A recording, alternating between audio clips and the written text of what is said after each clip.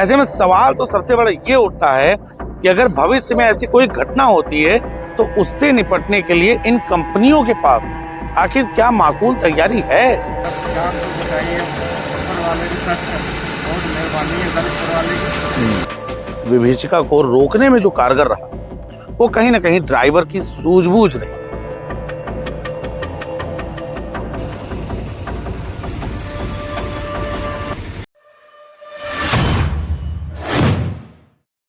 बाराबंकी में परसों शाम को एक हादसा होता है और इस हादसे में 18 टन एलपीजी का एक टैंकर जिसमें से रिसाव शुरू हो जाता है।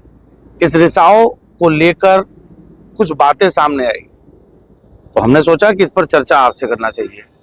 सोचने वाली बात यह है कि 18 टन एलपीजी जिस टैंकर में भरा हो, अगर एक हल्की सी चिंगारी वहां पर पहुंच जाती तो आलम क्या होता। इन सब से बचाने वाला कौन था? ये बात तो सही है कि ईश्वर की एक महती कृपा रही जिससे कोई बड़ी दुर्घटना नहीं हुई, क्योंकि जिस तरीके से रिसाव हुआ था इससे जो विभीषिका फैलती वो निश्चित ही बहुत बड़ी थी। लेकिन इस विभीषिका को रोकने में जो कारगर रहा वो कहीं ना कहीं ड्राइवर की सूझबूझ रही। दरअसल ये वाकया क्या हुआ ये हम आपको पूरी तरीके से बताते हैं।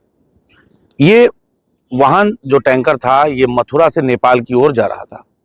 इसमें एलपीजी गैस भरी हुई थी। सफेदाबाद के पास जब ड्राइवर पहुंचता है तो अचानक से कुछ आवाज सुनाई पड़ती है। तो ड्राइवर को लगता है कि टायर पंक्चर हुआ है। ड्राइवर उतर कर देखता है, टायरों को चेक करता है, लेकिन आवाज कम नहीं होती। लेकिन इसके बाद उसने अपना प्रेजेंस ऑफ माइंड लगाया और तुरंत टैंकर पर चढ़ गया। टैंकर पर चढ़ने के बाद उसने देखा कि इसमें से गैस लीक हो रही है, और जैसे ही उसने ये देखा कि गैस लीक हो रही है उसने सबसे पहले इसकी सूचना पुलिस की दी, और उसके बाद जो उसने कदम उठाया वो निश्चित ही काबिले तारीफ था। कितने बजे ये घटना हुई? कैसे हुई सर 6 बजे थी। तो कैसे आपको पता चला, कहाँ पर पता चला, फिर यहाँ पे गाड़ी कैसे लेकर आए? ये पीछे पुलिया पर सर हुआ था, सेफ्टी वाल के पास डिप लगी होती है सर। वो डिप जो है डिप निकल गई, उड़ गई है सर। तो मैं सोच रहा था हो सकता है टायर पंक्चर, उतनी आवाज़ आ रही थी सर। उसके बाद नीचे उतर कर देखा टायर तो पंक्चर नहीं रहा सर। तो देखा हमने ऊपर से एलपीजी लीक हो रही थी सर। गाड़ी सर साइड में लगाया हमने। उसके बाद प्रशासन को फोन किया सर, प्रशासन आया, खबर दिया सर। उसके बाद अपना उसने कारोबार किया। सफेदाबाद जो एक रिहायशी इलाका माना जाता है, बड़ी संख्या में लोग रहते हैं। ऐसे में ड्राइवर ने सूझबूझ का परिचय दिया और सबसे पहले प्रयास ये किया कि इस वाहन को कैसे भी आबादी से दूर किया जाए। निश्चित सी बात है कि वाहन हाईवे पर था। उसने तेज गति से अपनी गाड़ी दौड़ाई और जहां तक प्रयास हो सका वहां उसने उस गाड़ी को पहुंचाया, और उसके बाद जो आलम हुआ वो आप सभी ने देखा। आपको पता है आपने कितने लोगों की जान बचाई है? सर जान तो बचाई है, ऊपर वाले की सख्त बहुत मेहरबानी है दलित वाले की। बहुत धन्यवाद करता हूँ ऊपर वाले का मैं। लखनऊ, अयोध्या, बाराबंकी पूरी तरीके से चौक हो गया था क्योंकि बड़े वाहनों को रोका गया था। हमारी मौजूदगी भी इस वक्त एनएच पर ही है, सर्विस लेन पर, और यहीं पर यह मामला हुआ था जहां पर ट्रक को खड़ा किया गया था। और निश्चित ही इसमें प्रशंसा करेंगे बाराबंकी के पुलिस प्रशासन की, बाराबंकी के तमाम प्रशासन की, जिन्होंने समय रहते ही इस स्थिति को भांप लिया और एक कड़े यातायात प्रबंधन और तमाम जो भी इम्प्लीमेंट करने थे, पुलिस फोर्स को डिप्लॉय करना था, वो किया गया। शासन स्तर से भी इस पूरे प्रकरण की लगातार मॉनिटरिंग हो रही थी। हाँ, लेकिन इन सब के बीच में एक बहुत बड़ा ग्लिच निकल कर आया। वो ग्लिच ये है कि मान के चलिए हजारों की संख्या में टैंकर सड़कों पर जाते हैं।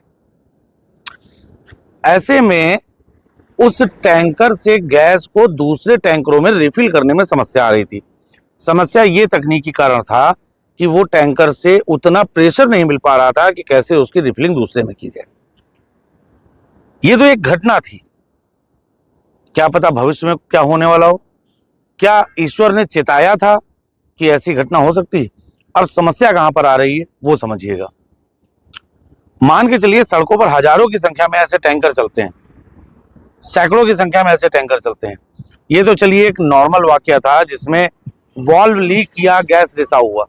लेकिन ये मानिए कि जब एक टैंकर में रिसाव के चलते 26 से 28 घंटे एनएच को बंद रखना पड़ा, पूरी की पूरी मैन पावर लगानी पड़ी, तमाम विशेषज्ञ टीम लगानी पड़ी, फायर ब्रिगेड के अधिकारियों को लगाना पड़ा, कर्मचारियों को लगाना पड़ा। ऐसे में सवाल तो सबसे बड़ा ये उठता है कि अगर भविष्य में ऐसी कोई घटना होती है तो उससे निपटने के लिए इन कंपनियों के पास आखिर क्या माकूल तैयारी है। अच्छा, आप लगातार ये गाड़ी चलाते हैं, मान के चलिए ऐसी दिक्कत अगर होती, ईश्वर ना करे कोई घटना हो जाती, तो ये घटना कितना विकराल रूप ले सकती है? सर ये तो बहुत बहुत दुर्घटना बहुत खराब सर, इसकी एलपीजी की तो बहुत दूर तक खबर लेती है सर।